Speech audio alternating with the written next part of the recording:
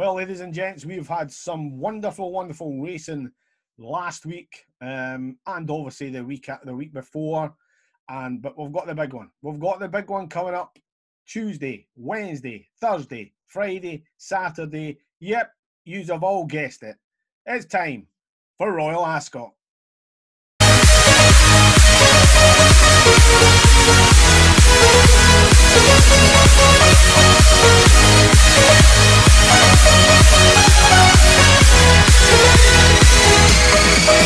Dino here, welcome back to my racing channel. Hope everyone is well. Hope you're all staying fit, healthy, social distancing as we always talk about first thing on the channel.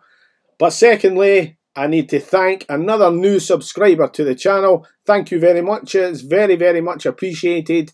I know there's maybe some people out there saying you've only got 44 subscribers, but it's 44 subscribers and I'm chuffed to bits that people are coming onto the channel, looking at the videos, liking what they see. And yes, there's still so many people looking at all the videos and deciding, is this a good channel? Well, all you have to look at is a lot of these videos, all the tips that are coming in. It is now up to 71% strike rate with horses finishing in the first three. To me, that is a superb strike rate. 71%, this channel is at just over a year that it's been going, and we're at 71% of a strike rate of horses finishing in the first three.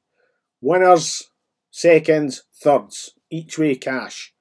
Alright, so it's a good channel, it's an honest channel. I'm always here, as I've always said, whether we get beat, whether we win, I'm here to try and explain why we won it, how it won it, the reason why it won it, or, on the other hand, the reason it got beat. Only my opinion, ladies and gents. But yeah, let's kick on to Royal Ascot. My goodness, it's going to be completely different, as it has been over the last couple of weeks with no crowds whatsoever. But yeah, Royal Ascot, no crowds. Is that going to give us poor racing? Absolutely not. Absolutely not. It's going to give us some absolute belting races. And as we see from the first day, I'm going to go over the first day very briefly. Each race, there's a couple of tips that I'm going to hand out. Now, a lot of people, see, once you look at the races here, a lot of people will say, that one, that one, that one. But as I've been watching today, the racing today, and I watched it yesterday, there's horses that you expect to win that just ain't winning. So it's, wow. Wow. Just incredible. But hey ho, a lot of Ian O'Brien's horses are needing the run, you can see that. Yeah, he's had 2, 3, 4 big runners that have won. But there's a lot of his runners that are needing a run before they'll kick on again. Just like a lot of other trainers that have got their horses out running. Alright. So, we'll kick right into Ascot. And the first race, well.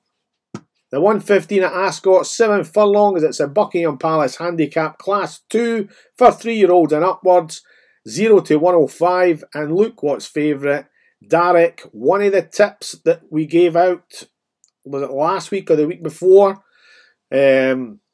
We now have Mr. Frankie Dettori on board. It's sitting at a price of 92. We all know the form of Derek. We probably all seen the race at Newcastle.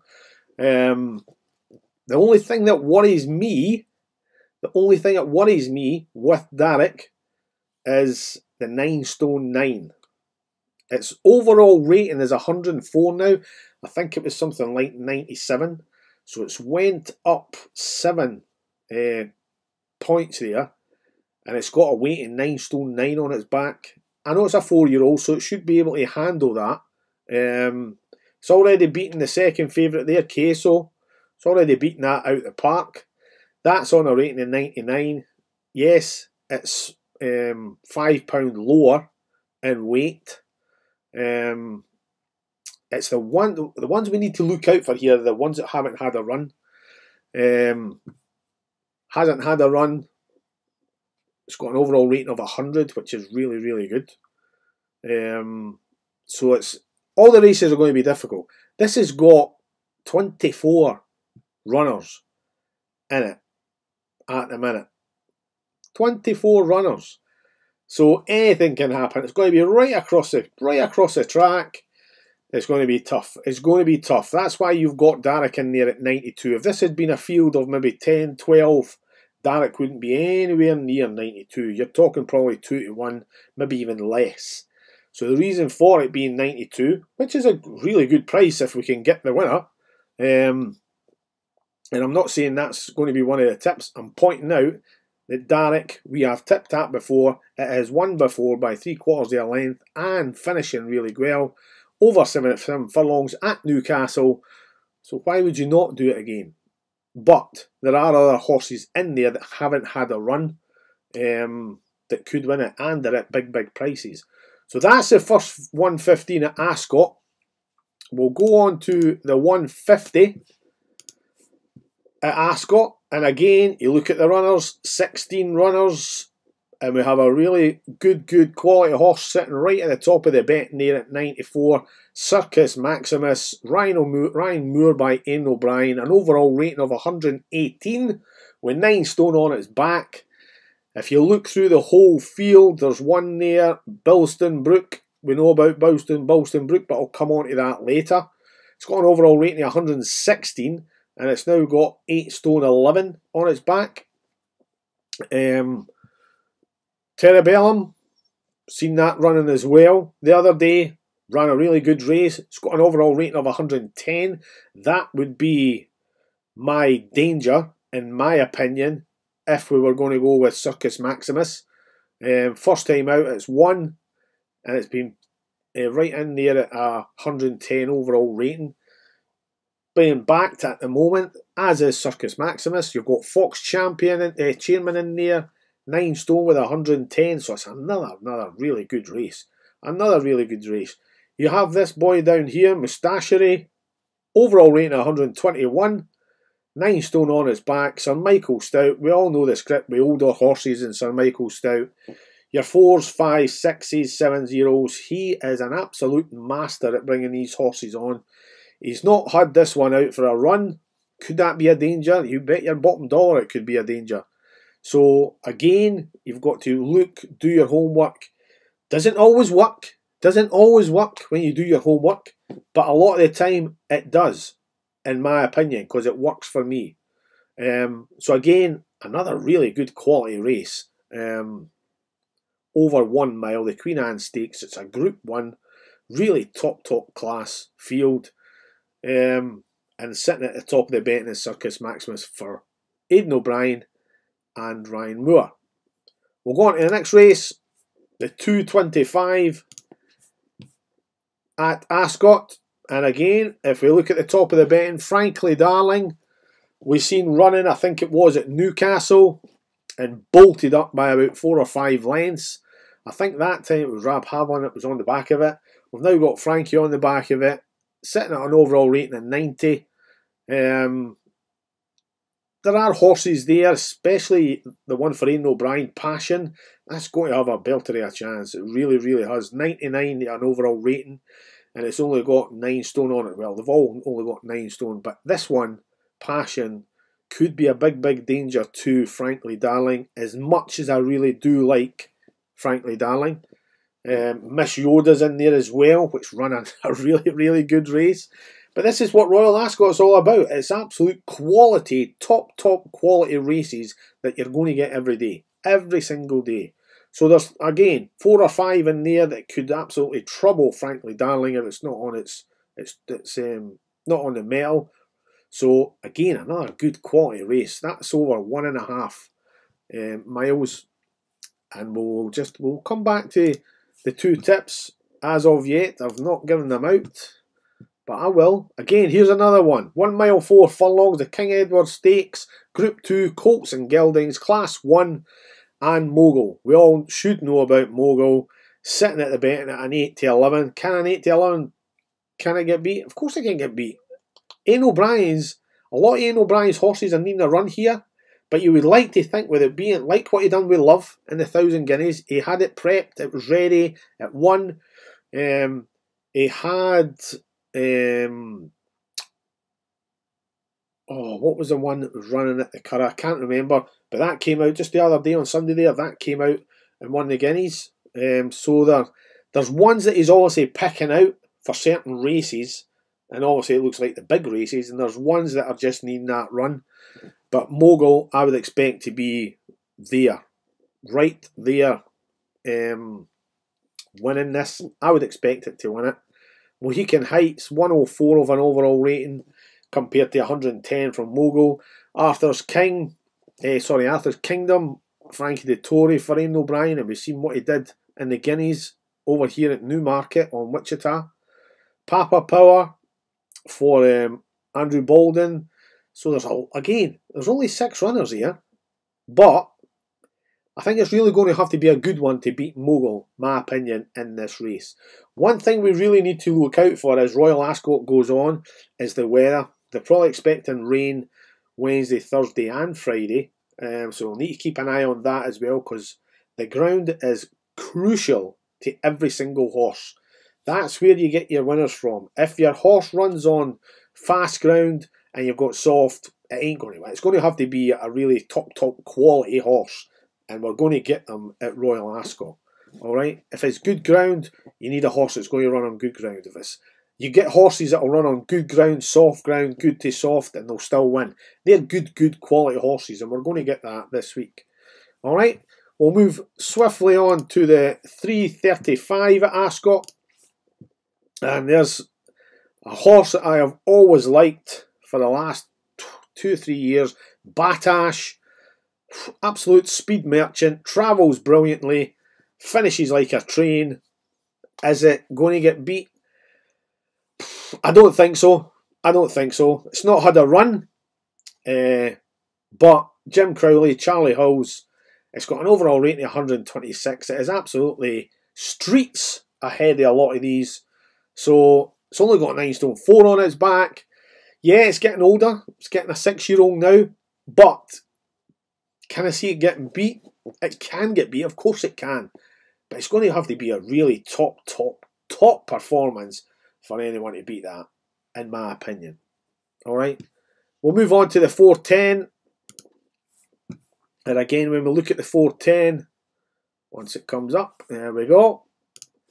Look at the 410 and we look at the top of the market, and at the moment we have Jubiloso for Ryan Moore, Sir Michael Stout, 110 overall rate, 9 stone on its back. Look what's sitting underneath it. Nazif, one of my favourite tips that I've given out over the last couple of weeks. I think that'll come on bundles after that race that it won. It's over a mile. It's a Group 2. To put this off from a listed race right into a Group 2, John Gosden must think special of this. But you're running against Sir Michael Stout with Jubiloso, 9 stone, 110 overall rating. There are other horses in there. Queen Power, Michael Stout again, ran a really good quality race. You've got another one there if Frankie's on for Graffard. I think that's a French horse, Wasma. So again, Magic Lily was in there, ran the other day as well. So it's really a really good quality, top quality race here again. And that is in the Duke of Cambridge Stakes, Group 2 for fillies and mares. On to the tips, and I'm going to give you the 2 tips that I am going to be taking. This is going to be 1, Nazif. I ain't going against Nazif. Jubiloso, Ryan Moore, Sir Michael Stout is a danger without any shadow of a doubt. Can Jubiloso win the race? Of course it can. Can Nazif win the race? Absolutely. Queen Power will be there or thereabouts. Magic Lily, I'd expect to run a better race than what it ran the other day. Lavender's Blue, really good horse, but it needs in my opinion, it'll probably need the run. But again, it's a top quality race, so you'd expect Amanda Perrett maybe to have this one ready. But in my opinion, I ain't going against Nazif. I ain't going against it. So one of my first tips will be in the 410 at Ascot, and it will be Nazif. You do not have to put this on the nose. If you want to do it each way, do each way, ladies and gents. But that's going to be my first tip is going to be Nazif in the 410 at Ascot tomorrow. Now, my second tip, again, I've mentioned it. I just can't go against Derek. Travels really well in its races, 7 furlongs. Yes, it's a different race, different horses, but it's to me, the only thing that's put my doubt on it is the 9 stone 9. That's the only doubt that I'm having here with Derek. It's sitting at 92. Frankie's on board. John Gosden obviously thinks a lot of it. Yes, there's another 3 or 4, 2 or 3 in there, the Hamdan Al Maktoum runners. But I can't go against Derek. Ran a really good race at Newcastle, and it'll be, I would think, in top shape for this. Yes, it's only had 10 days of a rest, but John Gosden's not going. I wouldn't think he's going to throw it in there and not think it's got a really big chance of winning this. So my second tip is going to be Derek in the 115 at Ascot. Remember, ladies and gents, keep an eye on the going. At this precise moment, it's good going, which is fine for Derek. It's also fine for Nazif. Ain't got a problem with the ground. Ain't got a problem with the distance on both horses. But they're my 2 tips for tomorrow at Ascot. Derek in the 115 at Ascot and Nazif in the 410 at Ascot. Alright. Hope you've enjoyed the video. Hope you are all well. Really enjoy Ascot tomorrow. Yes, I'll be back here tomorrow with another video because Ascot's on all week and we're just going to get spoilt. Totally spoilt by quality races. Alright. Once again, thank you to the new subscriber that subscribed to the channel. And if there's any other new ones out there, come on, let's hit that button, let's hit that bell. You'll get all notification of all my videos when they come out. And as I say, ladies and gents, you don't always have to put these horses down as a win. If there's any more than 8 runners in the field, you can do it each way, or you can put it on a nose. But bet sensibly at all times, ladies and gents. Alright, that's the 2 tips tomorrow. 115 at Ascot, Derek. The 410 at Ascot, Nazif. 2 tips. Come on. Let's get Ascot on the TVs. Take care. Speak to you all soon.